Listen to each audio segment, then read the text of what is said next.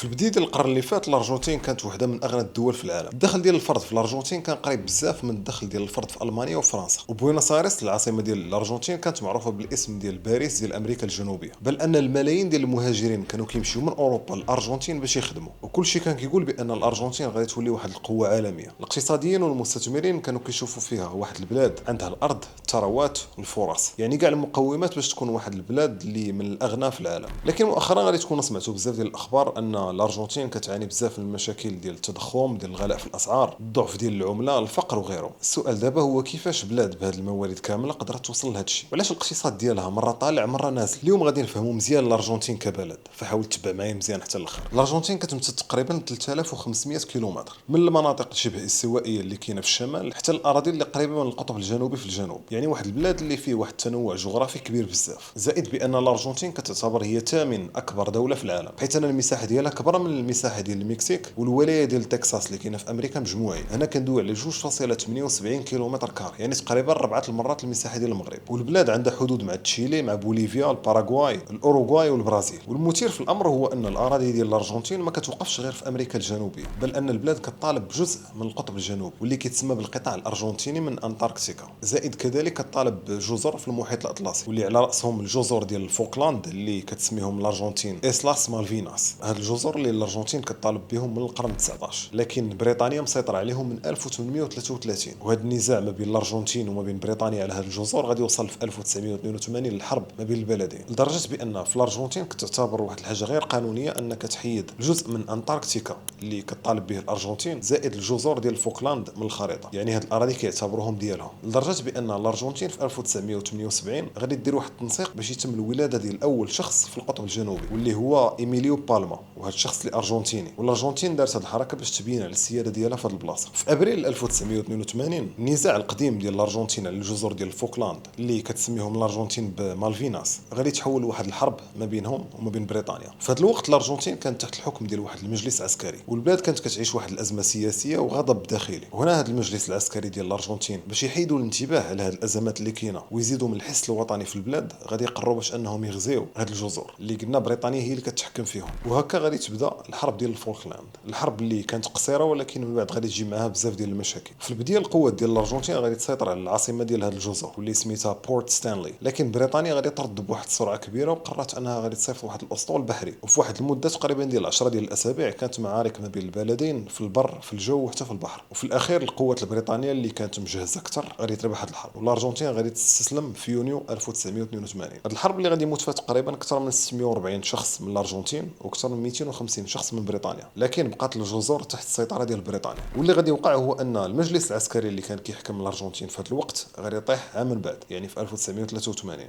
بسبب هذه الحرب. وكاين كذلك اللي كيقول بان اللي خلى بريطانيا تربح هذه الحرب هو امريكا، وهذا واحد الموضوع اخر. في اللي بغيتو نديرو فيديو بالتفصيل على هذه الجزر خليوه لي في لي كومونتير. الارجنتين حتى الاسم ديالها عنده قصه. الاسم ديال الارجنتين جاي من واحد الكلمه لاتينيه اللي هي ارجنتون واللي كتعني الفضه. في القرن 16 فاش غادي يوصلوا الاسبانيين لهذه الارض كانوا باغيين يمشيو واحد البلاصه اللي سميتها سيرا دي لا بلاطا، واللي اشاعات كتقول بانه واحد الجبل اللي عامر بالفضه، وهذا الجبل اللي كاين في الارجنتين اللي كنعرفوها دابا. لكن اللي غريب هو ان ما غادي يلقاو حتى شي فضه، ولكن الاسم ديال هذه المنطقه غادي يبقى هو الارجنتين. الاسبانيين وصلوا للارجنتين في 1516. في هذا الوقت بداو كيأسسوا في مستوطنات، من بينها الميناء اللي غادي يولي هو بوينوس ايرس في 1580. والمده ديال اكثر من 300 عام الارجنتين غادي تبقى جزء من الامبراطوريه الاسبانيه. فواخا ما كانش الذهب او الفضه اللي بحال اللي كاينه مثلا في دول بحال بيرو او المكسيك، الاقتصاد ديال الارجنتين في هذا الوقت كان داير كامل على التربيه ديال الماشيه زائد التجاره ديال الجلود وحتى المنتجات الفلاحيه. في 1816 الارجنتين غادي تاخذ الاستقلال ديالها بالقياده ديال شخصيات بحال خوسي دي سان مارتين. باش نفهموا الارجنتين مزيان خصنا نعرفوا بانها واحد البلاد اللي تبنات على الهجره. في الاواخر ديال القرن 19 والبدايه ديال القرن 20 الدوله كانت كتشجع الناس باش يجيو للارجنتين باش يعمروا البلاد اللي كبيره بزاف. والنتيجه ديال هذا الشيء ان اكثر من 6 مليون اوروبي غادي يجيو للارجنتين في الفتره ما بين 1870 و 1914، بل ان بالحلول ديال 1950 هذا العدد غادي يوصل ل 8 مليون شخص. وفي هذا الوقت الارجنتين كانت هي الثانيه في العالم في استقبال المهاجرين من بعد الولايات المتحده الامريكيه، والاغلبيه ديال المهاجرين كانوا جايين من ايطاليا واسبانيا بالاساس، زائد من دول اخرى بحال المانيا، فرنسا، اوروبا الشرقيه، الشرق الاوسط وبعض المناطق الاخرى. لدرجه ان في 1895 في بوينوس ايرس العاصمه ديال الارجنتين العدد ديال الناس المولودين اللي ماشي من اصل ارجنتيني كان اكثر من العدد ديال السكان الاصليين. واليوم تقريبا تقريبا 95% حتى ل 97% ديال الناس اللي كاينين في الارجنتين الاصول ديالهم اوروبيه، وهادشي اللي كيخليها دابا اكثر دوله في امريكا اللاتينيه من ناحيه الجذور الاوروبيه ديالها. هاد الموجه الكبيره ديال الهجره اللي جات كيف ما قلنا من اوروبا وبعض الدول الاخرى بدلات من الثقافه والهويه ديال البلاد. الاسبانيه بقات هي اللغه الرسميه، لكن الاسبانيا اللي كيدوي بها في الارجنتين مختلفه واحد شويه على الاسبانيه اللي كاينه في اسبانيا، بحيث ان كاين تاثير كبير ديال الايطاليا في اللغه ديالهم، بحيث غادي تلاحظ كلمات ايطاليا وحتى الطريقه ديال النطق متاثره بزاف بالايطاليه. هاد الهجره اللي جات غادي تخلي الاقتصاد ديال البلاد انه يطلع بواحد الشكل كبير، وداك الشيء علاش غادي تشوف مثلا بوينوس ايرس ولاو فيها المقاهي على الطريقه الاوروبيه، المسارح، شوارع واسعه، ولات في هذا الوقت كتسمى باريس ديال امريكا الجنوبيه بسبب البنايات والطابع الثقافي ديال الناس اللي كانوا فيها. لكن واحد الحاجه اللي غريبه في الارجنتين هي الدرابو اللي غادي تشوف دابا. كيف ما قلنا بان الارجنتين شحال هذه كانت كتشجع الناس باش يجيو يستقروا عندها، حيت كيف ما قلنا بان الارض كبيره بزاف وما فيها حتى شي واحد. اللي غادي يوقع هو ان غادي يجيو بزاف ديال الناس من ويلز اولا من بلاد الغال، وغادي ياخذوا واحد المنطقه كبيره في باتاغونيا اللي كاينه في الجنوب ديال الارجنتين. هذه المنطقه حاليا كيهضروا باللغه ديال ويلز، والدرابو ديالهم اللي شفتو غادي تلقاه بانه خليط ما بين الدرابو ديال الارجنتين وما بين الدرابو ديال ويلز. وهذه المنطقه كيسميوها دابا باولادفا. والعدد ديال الناس اللي من الاصول ديال ويلز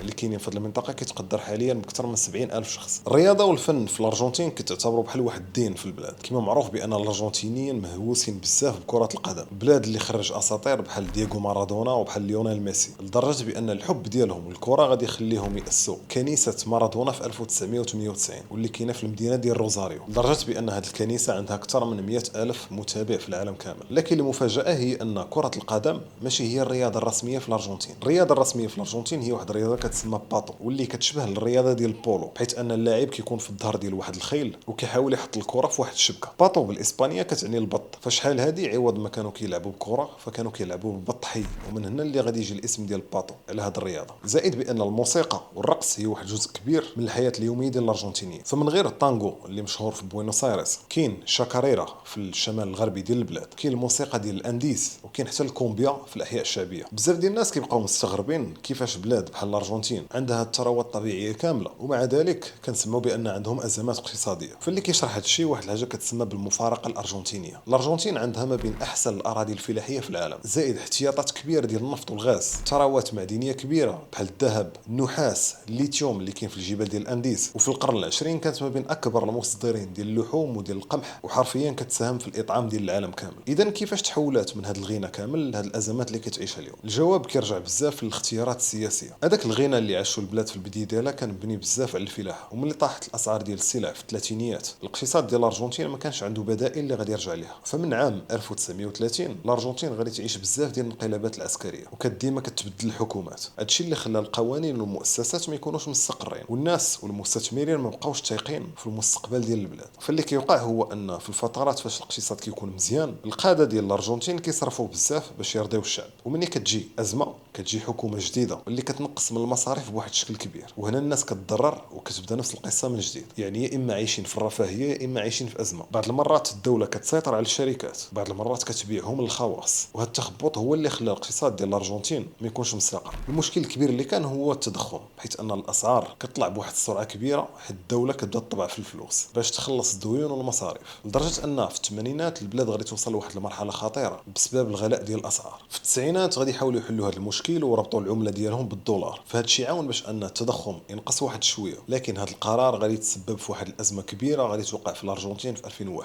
زائد بان الدوله كانت كتسلف بزاف ديال الفلوس، ومنين كتجي الازمه ما كتقدرش تخلص داكشي اللي تسلفات. في الاواخر ديال 2023 غادي نبداو نسمعوا بزاف على الارجنتين، وهذا الشيء بسبب الانتخابات اللي كانت في البلاد واللي غادي تنتخب فيها واحد من اكثر الرؤساء غرابه في السياسه، خافير ميلي، الاقتصادي اللي كان معروف في التلفازه قبل ما يدخل للسياسه. هذا الشخص كان كيهاجم اللي كيسميهم بالطبقه السياسيه، وكيحملهم المسؤوليه ديال السنوات من سوء التسيير اللي وصلت البلاد للتضخم كيتعدى 100%، اقتصاد واقف وفقر كيتزاد، بل ان حتى في الحمله الانتخابيه ديالو كان كيهز واحد المنشار كرمز بانه غادي يقطع مع المصاريف ديال الدوله، وقال بانه غادي يسد البنك المركزي، غادي ينقص بزاف من الانفاق العمومي، غادي يخصخص الشركات ديال الدوله، وقال انه غادي يمكن حتى يعوض العمله الوطنيه بيزو للدولار، وغادي يفتح السوق ديال البلاد باش يرجع النمو. فهاد الشخص ملي شد الحكم في ديسمبر 2023 غادي يبدا في واحد الاصلاحات اللي كانت قاسيه قاسيه بزاف. حيد الدعم على الطاقه وعلى النقل، وغادي يدير تسريح ديال الالاف ديال الموظفين، ووقف المشاريع ديال البنيه التحتيه، وغادي ينقص العدد ديال الوزارات من 18 وزاره ل 8. الهدف اللي كان عنده في هذا الوقت هو انه يحقق فائض في الميزانيه ديال الدوله. هذا الشيء اللي دار هذا الشخص غادي يخلي الاسعار يتزادوا بواحد الشكل كبير، البطاله حتى هي غادي تزاد، والاقتصاد غادي ينزل. بالنسبه ليه كان كيقول بان الارجنتين خصها ضروري تدوز من هذه المرحله الا بغات تخرج من هذا المشكل اللي ديما كتعاني منه. من بعد عام تقريبا غادي يبداو يبانوا النتائج.